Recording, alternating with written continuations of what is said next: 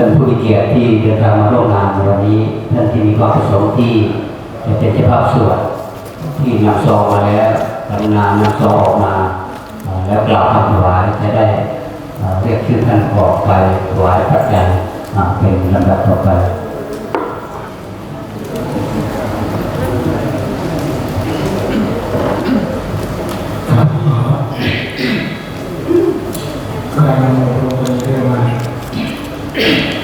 นะโมตัสสะภะคะวะโตอะระหะโตสัมมาสัมพุทธัสสะ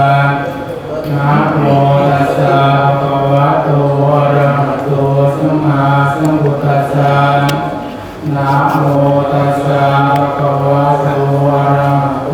สัมมาสัมพุทธัสสะอิมานิมายังพันเตมังสตุลปัตยาทานานิสัพพิวรานิภิกขุสังฆัสสะโอโนชยามะสาธุโนภันเตภิกขุสังโฆอิมานิมังสกุลปัตยาทานามิสัพพิวรานิ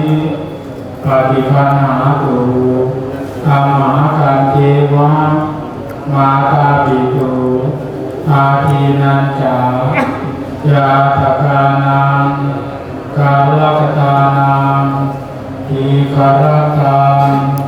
หิตายะสุขายะ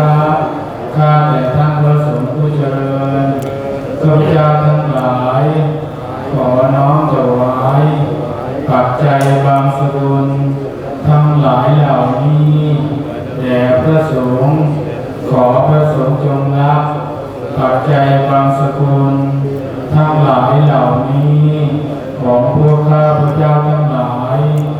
เพื่อประโยชน์เพื่อความสุขแก่พวกข้าพเจ้าทั้งหลายและญาติของข้าพเจ้าทั้งหลายมีคุณแม่เสถียรพรหมงามเป็นต้นหากดวงวิญญาณของท่านตกทุกข์ก็ขอให้พ้นจากทุกข์หากดวงวิญญาณของท่านถึงสุขก็ขอให้สุขยิ่งขึ้นไปตลอดกาลนานเทอญสาธุขอพวกเราด้วยกันอนุโมทนาสาธุให้พวกเรากันทุกคนเถิดจงมาสาธุสาธุสาธุอนุโมทนามิ